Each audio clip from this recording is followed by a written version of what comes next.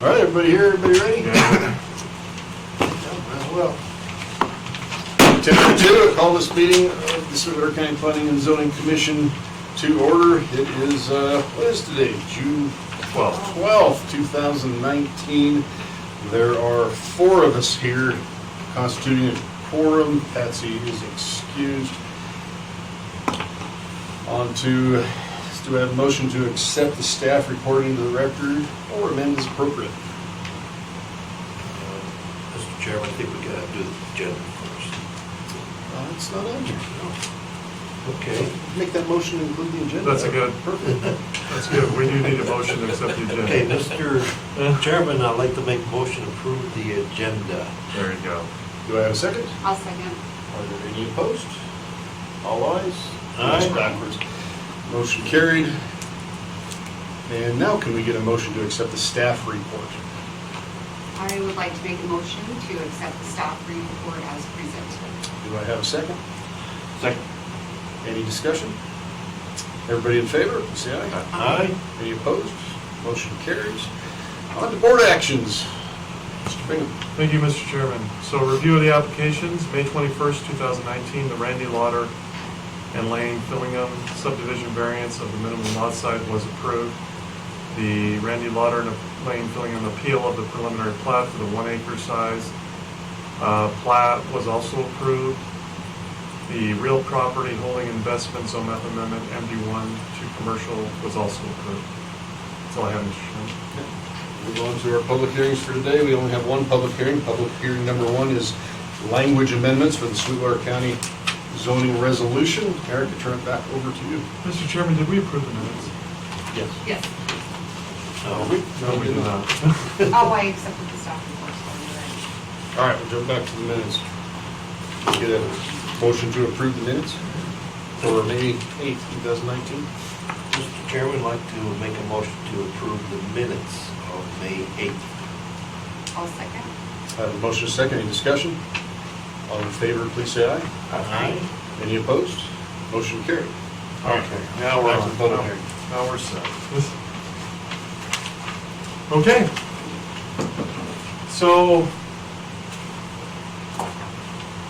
I've got the language up so that we can make the changes. In the staff report, it's a little easier to follow rather than going through the entire zoning resolution and getting lost.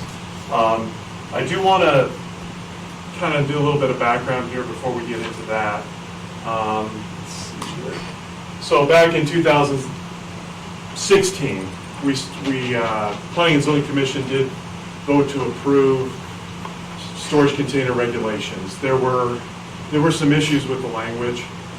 There was a lot of public outcry, and just felt that we needed more time to go in and make those changes. Sorry it's taken so long to get to where we're at, but with the two members coming off the Planning and Zoning Commission and the history they understand about these regulations, I think it's important that we look at that today. So the staff actually went to the Board of County Commissioners and asked them to cancel the notice of intent, so that's what happened there. So we could go back and make some changes. There were problems with the language that we worked on. So here today to look at the language and see what we can come up with.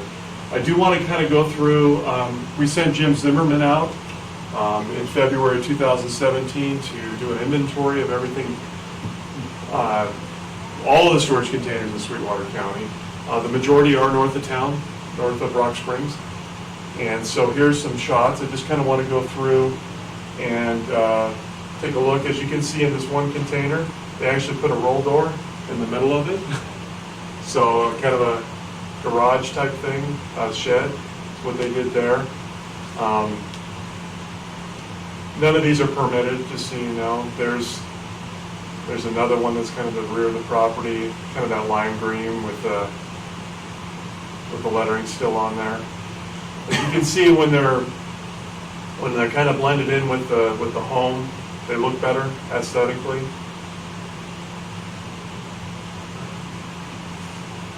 Here's another one. Here's one with a truck on the top, bed. interesting. This one is in Jamestown. They put, so if you can see right here, they put ventilation on the top, a fan, just to make the ventilation better. This one is an occupied structure. Most of the other ones are just used for storage. People like to use them for hay, things like that north of town. Eric, Yeah, this one was permitted and inspected. This guy came in and wanted to do it, wanted to do this, wanted to do it right. so this matches, wish I had gotten a picture of the residence, but it matches the exact same color as the residence. He put in, there's your walk door, and he is using this as a shop. And he put a fan up here for ventilation. So if you guys watch HGTV, you can see a lot of these people utilizing them as homes. I've seen them used as pools, flat pools. They come in two different sizes generally. 8x20 or 8x40 is usually typically what they come in. I think this one is actually in Jamestown. I think so, because that hillside right there, Yes. that definitely is in Jamestown. That's off of Riveview. Yep.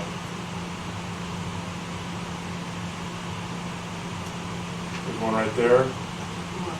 That was harder to kind of see. As you can see, when the color doesn't stand out, they really kind of almost blend in. Unlike that one. That lime green is bad and the orange is bad, in my opinion. There's a couple, I think these are actually north of Rock Springs. That's that purple, that's off Purple Sage. Oh, that's a Purple Sage Road? Yep, that's back there, what's the name of that little development? At the end of the road there. Yeah, I just can't think of the name of it. I can't now. think of it either. Yep.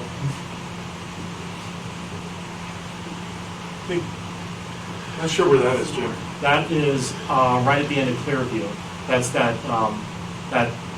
non-conforming mobile home park on the end of Clearview, right before you get to the clay shoots. Yep.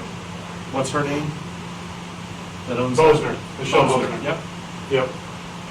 Yeah, she lives right here. Yep. I'm not trying to make anybody guilty here, but Yeah. no, I'm not. We're hoping that's why these, once you kind of see what's kind of out there, you can, as we go through the regulations, just keep some of these pictures in mind. This is north of Rock Springs. Yeah, That looks like, those are right. two containers right there. Yeah, right? there's two of them, and that's right off of Gannett. Yeah. And these are all residential properties I'm showing you. These aren't commercial industrial, because they are permitted on commercial industrial, so there's really no point. Again, the rear of the property. I mean, what are the prices of these? I mean, does anybody know? It's like $2,500. Yeah. 4,000 for a big one. Yeah, it's just hard to put on one And of it those depends tow on the sheds. quality. Yeah. Yep. And they're airtight, they're weather tight. Yep.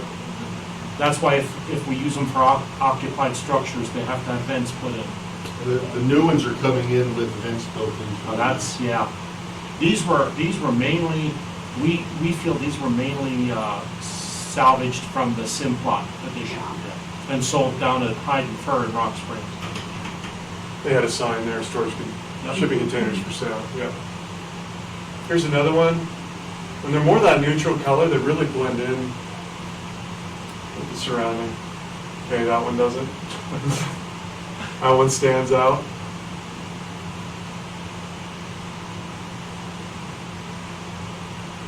Yeah. Great for storage on top, too. Gotta have that. Obviously. Right? From a nuisance standpoint, I will say this, the more that there's storage available, the less nuisances we have, correct? That are outside. Yes, that are outside, because that's pretty much what our nuisance complaints are. You mean sealing all their junk into an airtight Yeah. container instead of living? Well, we had a guy that we took to court over on Apache, and it was unbelievable, and the stuff was junk. I mean, junk. And he put up he showed the invoice to the judge. Do you remember that? He showed the invoice. He put up a $30,000 Cleary building to put his junk in, so he didn't have to get rid of it. Yeah, people, it'll go Do to, you remember that? yeah, and that happens very often. Yeah, that happens a lot. The price of the structure far exceeds what's going into And it. then- Oh, yeah. You know, and, you know, from a recycle standpoint, it's great. I mean, you're using something that what are they gonna do with it once they're done, you know? So from that standpoint, that's an interesting one. That's a semi, yeah. Yeah, it's. That's an actually semi. Yeah, it's a they tractor built a bridge to it. With So- no handrails. Anyway, As a window was open, using it. This would be a good time, Eric, for me to pass this out. yep, maybe you can just go over that, Jim. Okay. Okay, now, this information is 2.5 years old. I started the process in August, finished in February. Thank you. And what we've got here is a breakdown of my my feet when I went out there. We're looking at what I saw and documented was 137. If you want to figure 10% on top of that for the 2.5 years, we're about 150. I know there's at least 150 out there right now. If you look at the percentage, Mountain Air has 33% of all of them that are out there. That are in Mountain Air. I then have the 40-footers and the 20-footers. There's more 40-footers than 20-footers. And if you follow that down at the end of that column, it's like 70% of the storage containers out there are 40-footers. And then what I did on the bottom half of that was I showed you general areas of where they were. And that, again, falls north of Rock Springs is where the majority of these are. And I would say that most of this majority was 1 and 2 containers. There were several properties that had 3 and 4. There was one property that had 9. So but generally 1 and 2 is the majority of Jim, what. what was the size of that property that had 9? It was small. It was right off of the trailer park that's up there off the Apache. It's in the back there, and what they were using them for is they were using them, it was on an open lot there, and they were using them as storage for the people who were renting mobile homes. In the for them. courts. Oh, okay. But it was still residential land. But that was by far the most egregious one, I think, and stuff. So this is just a spreadsheet that I made up showing where the things were, what they were, and how big they were and the percentage. So give you some information on this to make your decision. Thank you, Commissioner.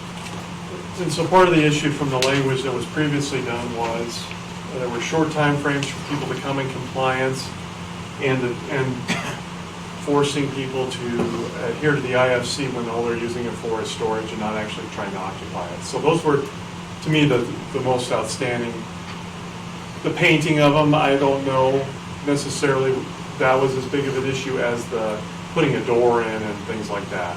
So when we go through these regulations, that's why we have, if you're using it for storage purposes, then you don't need to comply with the IFC, but if you want to make it into a house or shop, then you have to comply with the IFC.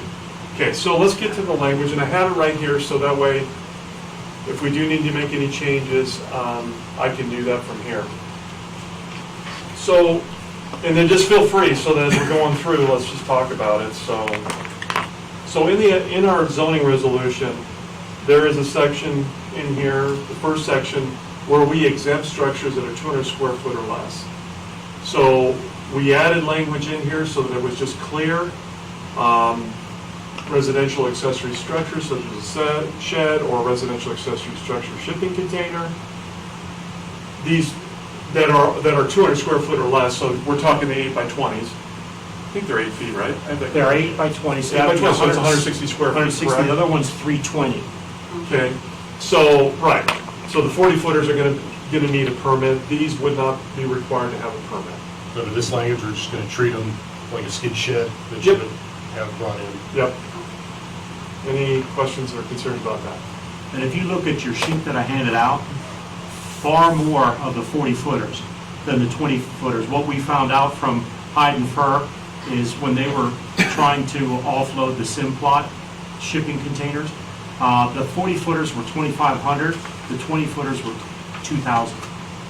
So if people had the property, they certainly want double the storage for $500 more. So that's what we found. Okay. Any more questions? Okay, I'll go to the.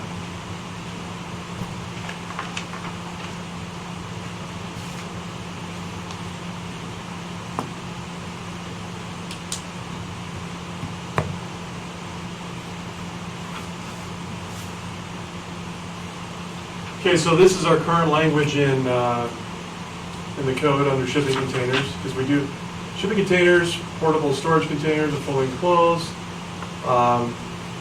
designed for ease of loading, shall not be used or stored for any purpose on residential zone property unless approved through by a temporary use permit, conditional or zoning permit, unless exempt by section 4BA. So basically what we're saying is if you can get it by conditional, temporary, zoning, or it's exempt from the section I just talked about, it's under 200 square feet,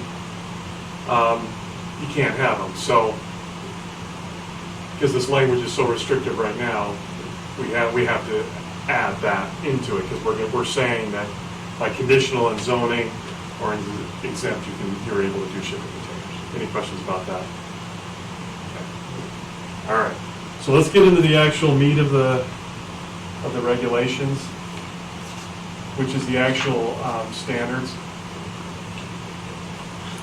Is that, so that says exempt by section 4BA? Yeah. Looks to me like we're working in 5.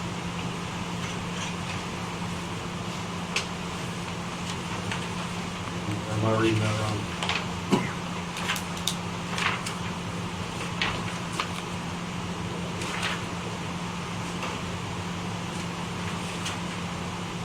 It's 4B.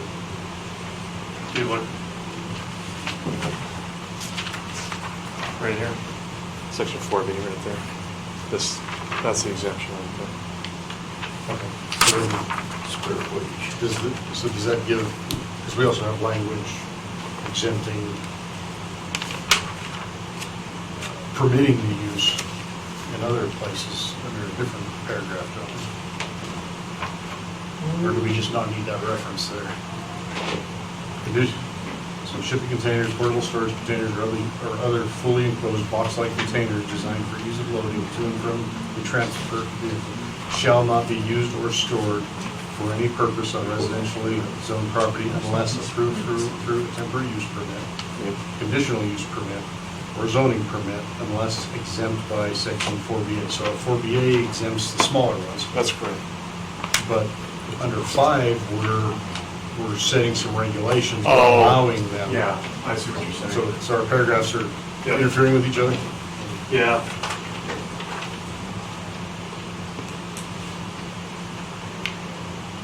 So should that be exempt, unless exempt by section 4BA or Yes. 5? Yes. Or 5, it'll be 5. Because I know exactly what you're saying, it's the,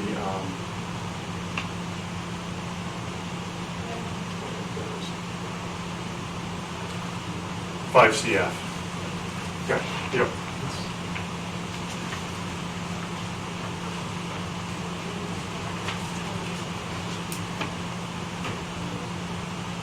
And it wouldn't just be 5 CF either, would it? It'd be 5, a couple other places in 5 because we allow, It'd be section 5. we allow a maximum number based, yes, or section 5. 5C5.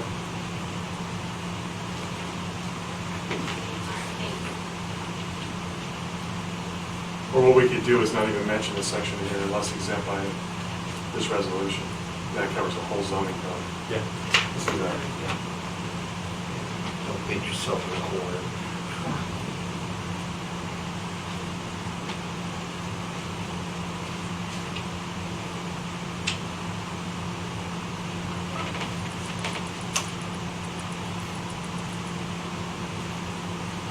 Is that okay?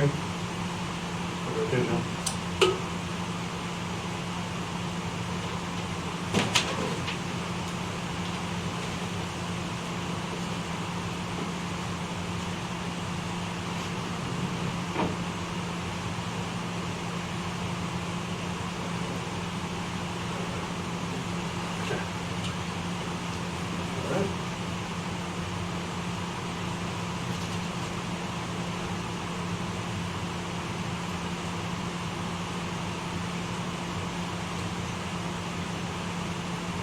Okay, so under accessory structures, this is the added language to address these.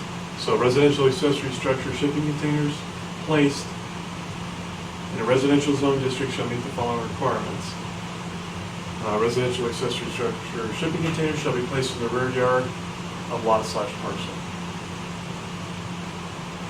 You good with that? Is there any wiggle room for exceptions? Good. Say that again?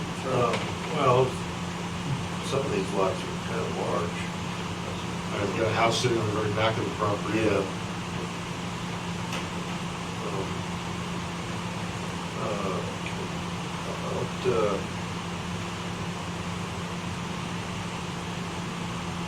About, okay, residential accessory structure shipping containers shall be placed in the rear yard of the lot or parcel unless exception is provided.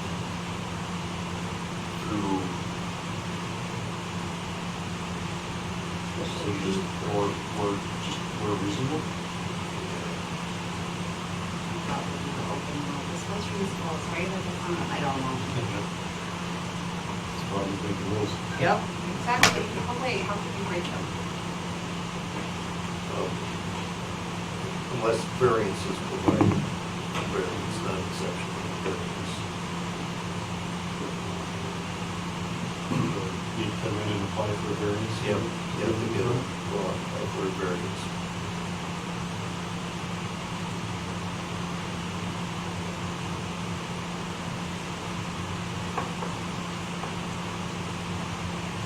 I have a special case, like you said.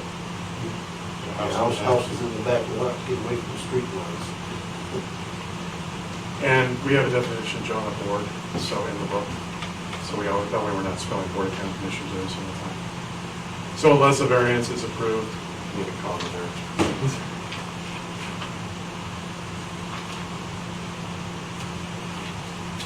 Unless a variance is approved by the board. I'm good with that. Yeah. Yep, that works. Okay, so residential accessory structure shipping containers that will be intended for use as an occupied structure shall meet the following requirements. The shipping container must be constructed to meet the most recent adopted edition of the International Fire Code. Shipping container must have a minimum of 2 ventilation openings installed near the top of the container at opposite ends. The minimum net area of ventilation opening shall not be less than 1 square foot for every 150. That's out of the fire code, if I'm It's correct. on the building code. Building code. And then, like Mr. Chairman stated, a lot of these are coming with it, I've seen in the ventilations on the corners. What is it about? So that would, I'm gonna say That wouldn't meet Six. that, would it? close. It's about, each vent, I think, is gonna be about 6 square, maybe 6 to 8 square inches. And there's probably 4 vents on each one as they're being shipped in. And I'm not sure all of them, I don't know if this was Yeah. built in, but I'm sure they meet. they actually sell building little regulation. $15 kits to expand those. yeah, because sometimes you want some cross air in there when you're in a building with no windows in it. Yeah. But you can always open the doors, the main doors too. You get on both sides, I think, right? Yeah, No, it I depends think on- just one. depends Just on the one container. side? Some have Okay. Both sides. But like I said, you can open that, and then if you have a door in there, which you're supposed to have, you'd be able to get some sort of cross ventilation in there. Okay, so, and then each residentially, okay, so those are the 2 requirements for that. Each residentially zoned parcel is limited to the placement of 2 residential accessory shipping containers for the first 2 acres, and 1 per acre thereafter to a maximum of 5 per lot, /parcel, unless approved by conditional use. So that'd be 1 or once. What's that? On the second line toward the end, it says, Oh, yeah.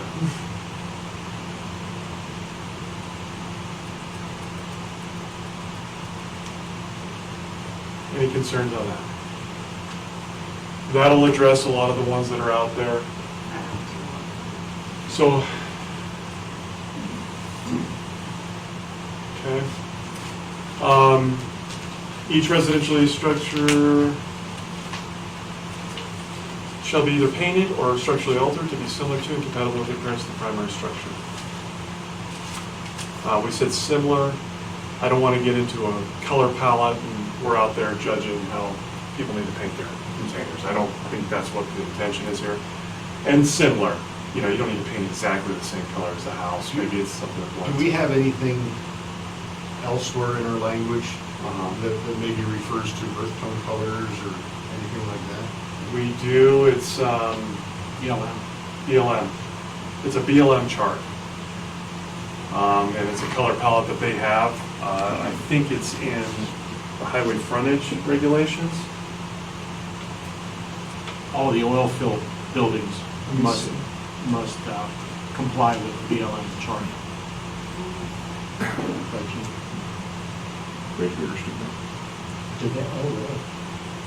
I'm just thinking in some cases it might be better for somebody to be a earth tone in one part of their property than painting something that's buried in trees, the burnt orange of their house.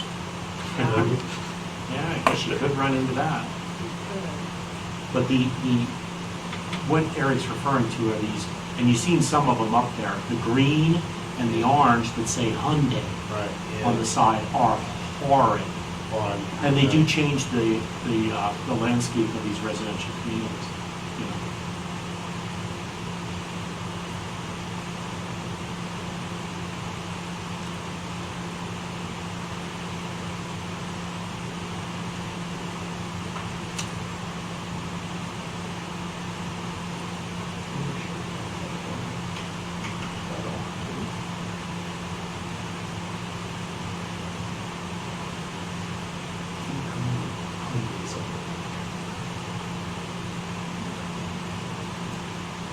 Okay. Let's see what we got here.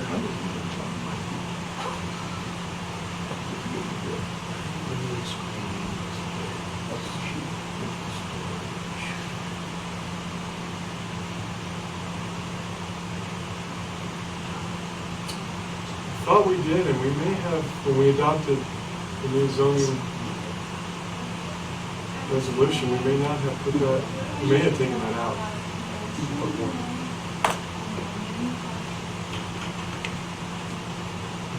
It's there.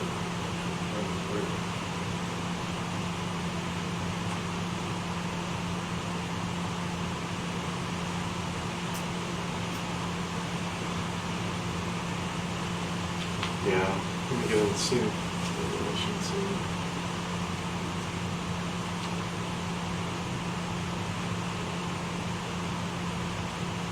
We took it out, so we do not have that in there.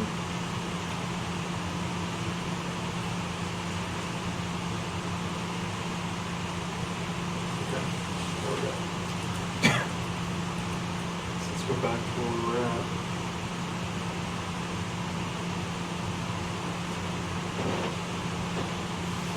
Whoa.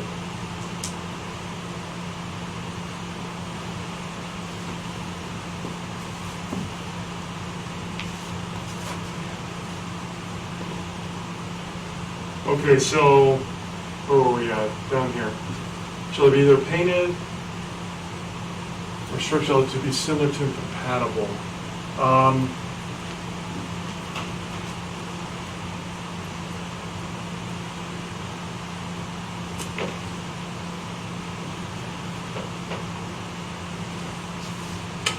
What was your recommendation? Well, I was just thinking if we had a definition of, you know, earth tones somewhere else, it'd be easier to refer to it, but if we don't, I don't want to get too complicated. We don't, and part of the issue is that I mean, earth I mean, tones. if somebody's got a blue house and paints their container Yeah. Wyoming sand brown, I don't think anybody's gonna Yeah, complain about that. yeah, It's when you can see it from 4 miles away because it's still bright orange is when Yeah. comes to issues. right.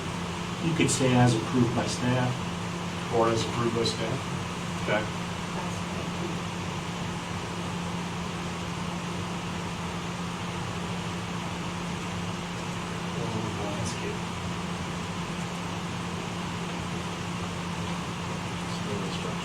Okay. Residential accessory, I will go in here and make sure that we got things capitalized. I just noticed as I was going through, some of the stuff's capitalized, some's not. I'll make sure, that's something adjustments I can make from a grammar standpoint, so we can get that. So the second requirement is, they shall not be stacked on top of each other unless approved by conditional use. So if somebody wants to build a two-story house out of their, Yeah. out of their things, they can come in and get a conditional use Yes. permit. Yep. Okay, here's the residential, so this is to address all these containers that we have out there. So established on a residential lot / parcel prior to August, these dates can change, by the way. Yeah, I think you have September 1st. I do, and so Okay. I think September, by the time this language gets approved, we're looking in probably September, so I need to make, I can look at that and we can make that change right here and just, okay, shall be required to either be painted or structurally altered to be similar and compatible with the primary structure within 2 years of being notified by the county in writing. So, we are complaint driven. We don't want to be driving around and, you know, that's the way we saw it but that was the problem with the previous language, just said, okay, within 2 years. And then that would, I really don't have the staff, just to be honest with you, to go out there and mail 70 letters and then trying to manage that. This would allow some flexibility, so that way when, let's say they come in for a building permit, it's a better example, and it's discovered they got a shipping container out there, you can tell them, okay, now you got 2 years to paint and alter that. If it So doesn't. over time, we can clean up all the orange and green. Right, exactly. Any questions? Because Terry, I think you had some questions for John at all? Is it on this yet, or? Now, if there was a complaint from a neighbor that they don't like that orange container there, then you can address it then. That's correct. That's correct. So what it would do is, then they would have to address that issue with painting or the altering it, putting aside whatever they need, whatever they do there. And then the second one is, so established on a residential lot prior to, and we'll change that date, shall not be required to obtain a zoning permit for construction and are exempt from the maximum number of shipping container per lot / parcel requirements of this section. So it's kind of giving them a forgiveness clause on ones that may not be in compliance with this. Now, they still, no matter what, if we do find one out there and it's in the middle of an alley, okay, that's not gonna work, because that's That's like like a the structure still gonna be that. This only deducts them from the total number. Because we do have some out there that aren't meeting the setbacks. So, again, that'll be probably complaint driven or permit. I can see this getting adopted if neighbors start complaining that you're not within the code now. Yeah, it could happen, you're right. I can see that. But we have a pretty decent inventory of what's out there, right? Yeah, yes. We do. And we, prior to that, we'll probably go out and just double check and get an accurate count of what's out there. It would be overwhelming for me to go out and try to track down these and send letters and then write up, and then if they fight us, then it goes to the attorney's office. It just, the time that it would consume would be overwhelming. And I'm assuming this number is based on what you can see. Yeah. Exactly. There's gotta be some Exactly. out there. You gotta have another percentage on top of that of what I didn't get. But I was pretty thorough. But it's, and it would also, and this needs to be mentioned also, is we've been tasked by the Board of County Commissioners, not to do anything except by complaint. Because it's the idea that if the neighbor's okay with it, we shouldn't be not okay with it. So, I mean, that's the thought behind it. That's the spirit of the law. Okay. Let me just on this date, just do it right now while we're here. Would everybody be okay with September 30th? Okay, all right. That way it gives me enough time to get the, Mr. Chairman. Eric, just if I Just for clarification on the exemption for the number, Yeah. Right there. does that, Down here? yeah, right, does that, would that mean that they could have as many as they wanted if they're already started? That would mean that everybody on this list can exceed the number. That's correct. If they already exceed that. If they The way I already. read it, so if They they're already in violation, we're grandfathering them. Right. We're not gonna go in and tell them they gotta move the ones that are. Let me ask this, if, I'd like to hear if Eric supports this. I'm thinking like the guy that I know that has 9 on his lot. Once this is passed, you know, he's grandfathered in, but the minute he adds number 10, Now he's in violation. now he's in violation. Is that right, Eric? That's correct. Okay. That's what I- And I think what- Grandfathering for his first none. I think what we're saying as staff is really we're okay with, I mean, nobody's out there and has an entire shipping yard to where we're saying, oh my gosh, you know. And have we ever received a complaint because somebody had a ship? I've never received one. No. Have you? No. We haven't. We're just being proactive to try to We keep are. this from getting out of hand. Well, and then downstairs, there's a definitive answer, okay, yeah, we do permit it, instead of this, well, I don't know, and Well, and to see hundreds on the lot out there at Hyde and Kerr, and then know that both cities have ordinances against them being in the city, well, guess where they're going? in the county. And they're there. Is it appropriate to identify that if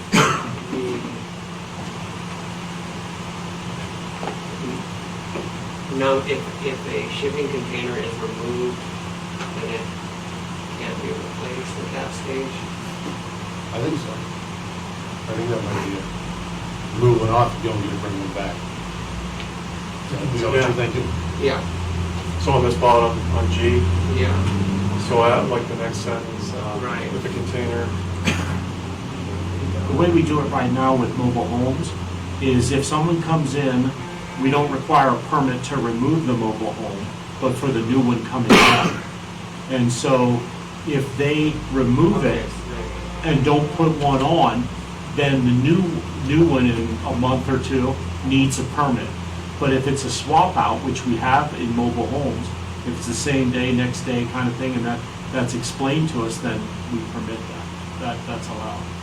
Yeah, because that's fine, because you probably don't mind them taking out their really old crappy one and putting a new one on. Exactly. And you don't want to make it so they can't do that and just leave the old crappy one there. That's how we've been handling mobile homes, and I think it's similar. Right, Eric? Yep. Just, whatever you think, I'm just typing. If a residential accessory is removed, is that what you're thinking? yeah. Any additional,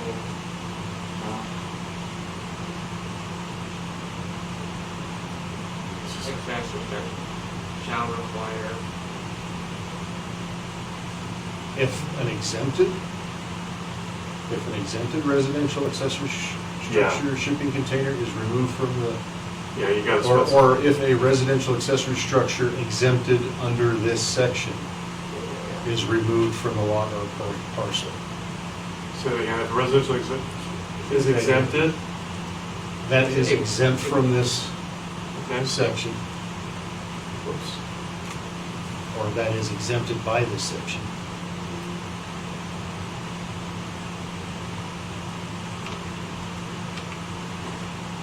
Is removed from the lot parcel, any additional.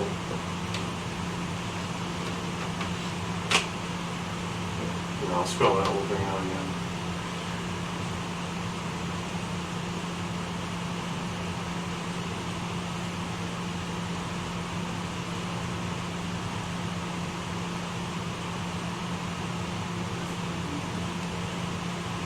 Must meet all the requirements of this section.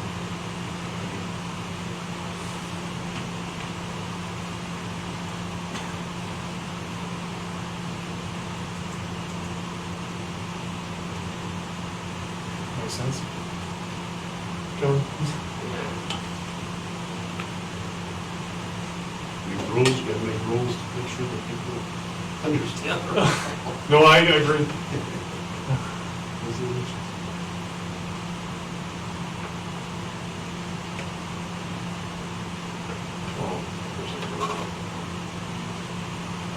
Any resident.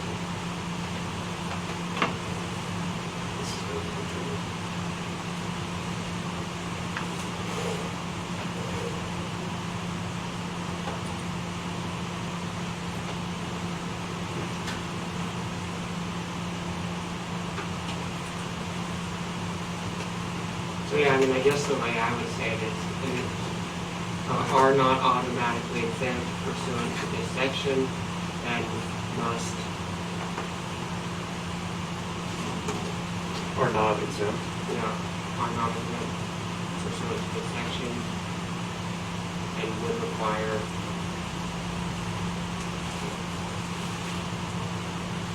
approval of a variance by the board, right? Say that again.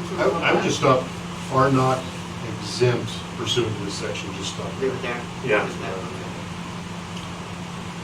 Because then we have elsewhere in the section how they can Right. become.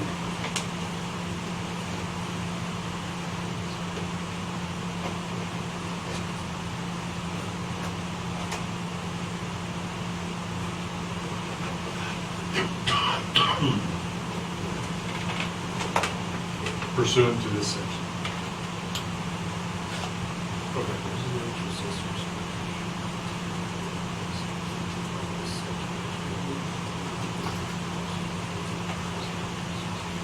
Any additional, okay, if a residential accessory structure shipping container that is exempt by this section is removed from the lot/parcel, any additional residential accessory structure shipping container. Okay, that would make sense. Hold on.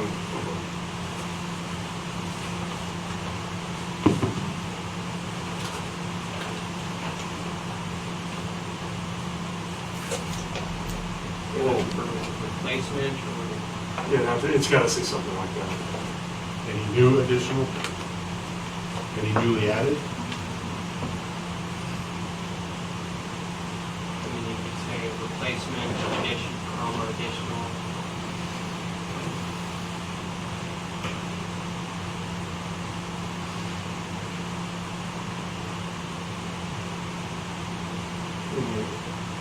Replacement, additional shipping container is not personal ones going there. For residential containers exempted by this section, removed from the lot parcel, any replacement shipping container is not exempt. Replacement or additional. Any replacement or additional? Okay. Right here. Yeah, so the combination, replacement or additional.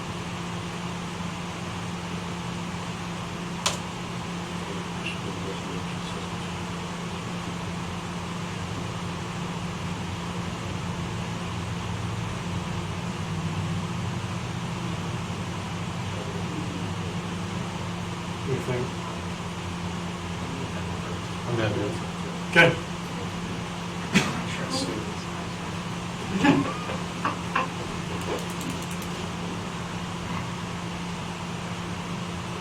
Okay.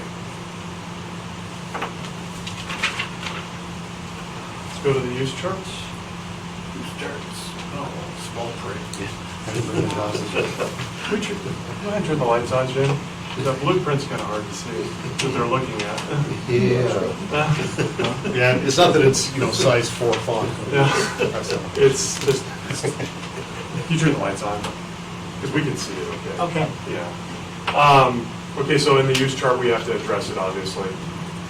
So what I did on there is the containers that are not to exceed 5, right? They're accessory in here. And then if they are in excess of 5, with the exception of agriculture, they are conditional use. Any questions on that?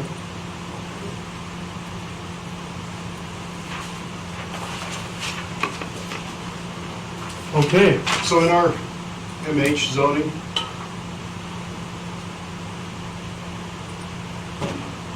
they They're very, very, very small lots. That's the problem. Are some of our MH big lots that are just divided into a whole bunch of small trailers? Yeah, so Clearview. So maybe as a conditional use in those, because if they want to bring in a, Yeah, we can do that. you know, like the one up on the hill, if they want to bring in them property-wide, not necessarily give them Yeah. to each trailer, they could use it as a storage for the entire business, something like that, so I just prove it as a conditional use. Yep, we can do that.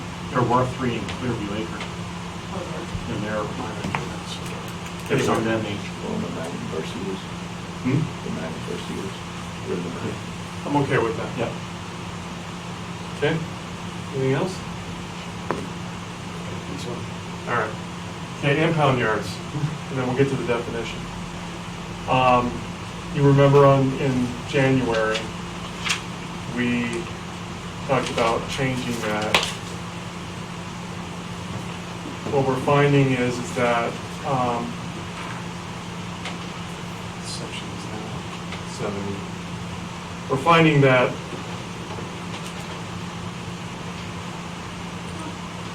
some of these impound salvage yards, some of them need to be checked on, especially after the first couple of years, but we wanted to make it a little bit more to your discretion, so that you guys can set a time frame on there. So basically, the conditional use, for impound salvage yards shall be termed for 2 years, at which time a new application may be submitted. So, we were going every 2 years. Some of them, there's 2 in particular I can think of that really I'd be okay with longer time periods. I think the Planning and Zoning Commission would be okay with. They stay in compliance. There's some that we have continuous problems with, so that we could set, but this gives you the power to put a term limit on there, especially if they come in. Maybe you want to even put a year. They're really not complying. You're like, oh, we'll give them another year, another shot. That way, it just gives you more discretion. Joy Flyme was in here. He's gone through 2 or 3 renewals. At this point, he's in a heavy industrial area. Never gets complaints. Well, yeah, Everybody gets some. everybody does. I'll tell you one right now that never gets a complaint. Clearview Acres, the one that's up there, operated by Burns Towing, does a great job. And Alexis Auto in Reliance. You can't see it. Because of where they're located. Because of where they're located. So, this would give you a little bit more flexibility. You guys okay with that? Okay. And then the last thing is the definition. This is where attorneys like to jump in. I don't like that. Hey, it's good we have a definition. Sometimes amendments happen and then people don't define stuff. And how do attorneys like that, John? Exactly. I know how attorneys live it, by the hour. I think they like it when stuff's not defined, then they can, right, get in the whole common meaning. Okay, so anyway, here's the definition. So a standardized, reusable, fully enclosed box-like container that used for transportation of freight, which is being utilized as an accessory use on residentially zoned property. Any concerns, any changes we want to make? Sounds good. That's what it is. You good, John? Yeah. He's That hesitating. question. No, I don't think so. The standards are, Because one problem I've seen some jurisdictions, they'll put the regulations in a definition. That's problematic. You want to just define it. Then And the our old standards- resolution had a lot. Oh my gosh, it was like, well, if it, blah, blah, blah, blah, blah, and it was actually regulating in 2 areas, in the definition and in the area, so it was confusing. Just define it, so. We'll wait for John to give his expert. We cut that by a third, I think, with all that duplication. a lot of work. Are all of these used, I mean, are some of these made to be, I mean, I don't know that they were all used in transportation.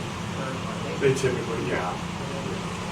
I mean, I don't know. So even if you buy what they call a new one, Right. what they are is one trip. So they make them, put product in them, take them across the ocean, because they're not just gonna ship them across the ocean. So they put product, ship it across the ocean, get product out. Gotcha, okay. Okay. So when they call them new, they're actually saying they're actually one trip.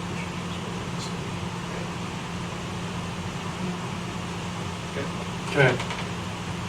That's all I have, Mr. Chairman. I got a question for Jim. That one photograph where it looked like a semi-trailer with a ramp going to it, that still had wheels on it. That wouldn't be covered by this, would it? We would still define that as a shipping container. All right. It would just be over the road rather than over the rail and over the ship. Some of those Over a are- boat. Some of those have been out there forever, some of them have been permitted. And we have regulations in other places preventing those from being used as signage. Yes, Yeah. Because that's common around the country. You can't get a permit for a sign, so you just take the side of the semi-trailer and just park it up on Yeah. the field, but we have regulations. Usually the problem that they run into with that is twofold. The signs, usually they put them into the right-of-ways, where they put them too close to scenic overviews. So there's other reasons to shoot some of those signs down that they do that with. So do you want a specific statement to that effect? No, just a question. They can be regulated. You know, we would still consider that a Yeah, they shipping. can be regulated, it's not. We have some of them out there that are those type of containers, but the people have taken the wheels off, so they don't have to create stairs or, in that case, So a bridge. Just an example of a different ordinance that addresses that says that cargo container shall not be used for any advertising purpose and shall be kept clean of all alphanumeric signage and writing. That was just a different, if you wanted More specific. that, if you're comfortable with I'm comfortable everything with else that's what in we there, got there, yeah.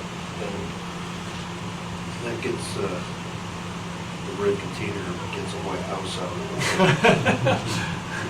it. Even though it says Hyundai on it. and Okay. that's just another example. Yeah, sure. Just No. if If I paint my house orange and paint Hyundai on it, Knock yourself out. Then you have issues. all right, is there any other comments or questions from the board? Hearing none, I will open the public comments portion of this meeting. Is there anybody in the audience that would like to contribute to this discussion in any way? Going once, going twice? Nobody? Hearing none, I will close the public comments portion of this hearing and turn this back over to my fellow commissioners for a motion. Mr. Chairman, I'd like to make a motion to approve the amendments that we have discussed this morning I have a motion. Do I have pertaining a, to shipping containers. I have a motion. Do I have a second? I'll second. I have a motion second. Is there any other discussion? If none, I'll ask, is all those in favor, please indicate by saying aye. Aye. Aye? Aye. Any opposed? None. Motion carries. Language is adopted. I got it, Judge. Eric, is there any other business? that you Yes, have? so, Mr. Chairman, just to let you know, I went to a Jamestown Rio Vista meeting last night. Love's Truck Stop was there.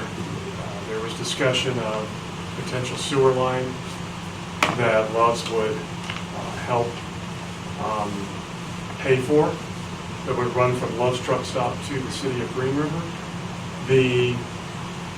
There are some concerns about putting in a sewer line. One is making Jamestown residents connect on, is a big one. I do not feel that their board is in favor of forcing people to connect on the sewer from Jamestown that are already there. But what it would provide is sewer into that area where the intersection is, potentially that subdivision could connect on if they wanted to. There is a rule and regulation that if you're within a certain fee, the district can force you to be on, but that's not what they wanted to see happen. As we know, when water brings development, sewage brings in density. So that's what sewer would provide out to that area. You know, we have a covered wagon subdivision that's out there that Mr. Stuart Grow owns, and haven't spoken with him directly, but may be interested in that type of thing. So it could potentially open up some things sewage-wise out there. I think it's a long way off, but at least we went there and talked about it. First of all, Love's needs to get through the conditional use process for that just needs to happen. So we can talk all we want, but ultimately that's what needs to happen, is they need to be approved before we move forward. Okay, any questions on that? We'll move to the second part with a heavy heart, and we're saying goodbye to 2 of our P&Z members today. And congratulations on being one of the top 3 for the commissioner. Yes. And so we have a little something that we have for both Randy and, that's Randy's? Okay. Here you go, Randy. Thank you so much. Thank you. Appreciate all the time you've served. Appreciate it. You bet. And Island. Thank you. Thanks, I really appreciate everything. I kind of wanted to go over a little bit. We never really do this, but you guys have been on since, I believe, 2012. You both filled up seats that had, one was Dan Shear, I can't remember, I don't know if it was Dale, I can't remember. We had a lot of members coming back and forth, but we did a lot of good things, and you guys did a lot of hard work. The Fire District 1 training facility, I don't know if, it's been so many years, I went through and forgotten a lot of stuff we had done. One of the biggest things was the adoption of the 2015 zoning resolution. We went from a 350-page document to 173 pages. That's huge. That took some long time and dedication. With that, we got new home occupation rules that no longer require public hearings. Fuel regulations, parking regulations, non-conforming rights to where people could use their property. We streamlined the permitting process. Temporary uses, we never had a section for that. That way, if somebody wants to do a temporary pipe yard, they weren't coming in and having to do conditional uses that required 3 months. So, and Terry, talking to you too, because you've been on here a long time also. Solar regulations, and as painful as they were, the wind farm regulations. We've been very complimented a lot on those, and those were, as far as permitting some of the big projects, the oil distillation plant, which is getting built. Really? Yes, exactly. There's some issues that went on there financially, but they're coming around. And the first solar farm is in Wyoming. As far as community stuff that was done, we did a 2012 community cleanup in Clearview, 2013 community cleanup, Alliance, 2014 cleanup on Bitter Creek Road, and then of course we had the 2016 community town hall that you guys participated in. So I can't thank you guys enough, and really appreciate this. You guys don't get paid, and all the time that puts in, but believe me, you guys made a huge difference. I could have done this without you guys, and really appreciate it. So that's all I want to say. Thank you. Thank you. Randy, like saying? I want to say that the almost 7 years that I've been here have been some of the most rewarding years. Working with you guys, getting to know you guys, how professional and interested and engaged you are, has been a treat. I've learned a lot while I've been on this board. I came here with private property rights as my goal, and I think we've accomplished that step by step through here, we've protected the people's rights to sit in those chairs, and while taking into consideration what those rights, the effect those rights would have on their neighbors, which is what we're here for. So Yeah. thank you so much for so many years. I couldn't have asked for a better land use director to work with over these years. Jim, you've been wonderful. It's been great getting to know you over these years. Gene, even you. Wow, thank you. And John, welcome. You came in guns blazing. You've already made an impact on this board. We appreciated your commitment to it as well. So, nobody else has anything to say? I'd entertain a motion to adjourn. Well, just one question for John, sorry, Mr. Chairman, but, so that is my chairman and my vice chairman. Yeah. So just so you know, they will appoint two new planning and zoning commission members. One of them has to reside in the county. The other, well, at a minimum. We do have applicants that meet those requirements, so we do have one north of Rock Springs that has applied. The other ones are in the city that have applied. So with that, I guess my question is, we will have to elect a new chairman. We have to appoint someone who will be a temporary chairman. I do not. May I mention that? I believe I'm still chairman until I'm replaced. Am I not? I don't know. I mean, just as a matter of semantics, I think even though I don't have any more meetings scheduled, Okay. until they actually appoint my replacement, I think I can still come sign a document. Oh, yeah, that's no problem. That's no problem. And then at the next meeting, when they put new people on, yeah, elect new officers. Okay. That's the way I understand it.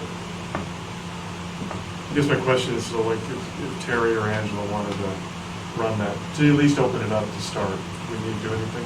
So you don't need to, and I agree with the chairman that not only, I guess, does he have, I guess, the privilege of remaining chairman, but he technically speaking, you're not removed until so you stay in your position until you are actually replaced. So you stay. So that is correct.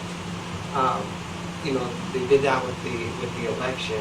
They would wonder, okay, well, we don't have a sheriff. No, we have a sheriff until everything is in place. The old sheriff is still the sheriff at midnight. Until there's an oath, until there's a replacement, you remain the chairman. That being said, the board of county commissioners did elect to identify a temporary chairman for the next meeting. That was the way they chose to do it. Did not have to do that. It is difficult at the next meeting because you don't have somebody who calls the meeting to order. So I do see the advantage to having somebody familiar with the process running the meeting, but it is not necessary at all. And I think certainly the two board members with experience could sort of start the meeting with a motion to elect a temporary chairman to begin the meeting. So I think you could identify somebody now. The two experienced board members at the beginning of the meeting could guide the new members by saying first order of business would be to establish a temporary chairman to run the meeting. So those are some motions. Do it now. How long you be willing to be the interim chairman at the next meeting, so that it's just official moving in? Well, I was the past chair, so I know how to do stuff. I don't mind. Are you okay with it? Absolutely. Entertain a motion to appoint Terry as the interim chairman at the next meeting until official officers are elected. I so move. Do I have a second? Second. Is there any discussion? All those in favor, please say aye. Aye. Any opposed? Motion carried. Okay. You're gonna need this. I know. I'm gonna miss you. Do I have a motion to adjourn? Motion to adjourn. Do I have a second? I'll second. All in favor? Aye. We are adjourned at 11:07. All right.